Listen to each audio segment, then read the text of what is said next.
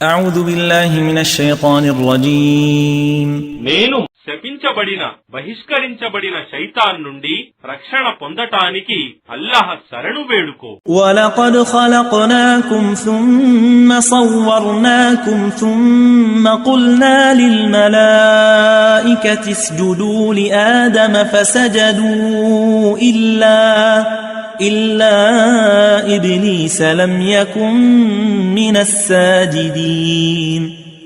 మరియు వాస్తవానికి మేము మిమ్మల్ని సృష్టించాము, పిదప మీ రూపాన్ని తీర్చిదిద్దాము, ఆ పిదప దైవదూతలను మీరు ఆదంకు సాష్టాంగం సజదా చేయండి అని ఆదేశించగా ఒక్క ఇబ్లీస్ తప్ప అందరూ సాష్టాంగం సజదా చేశారు.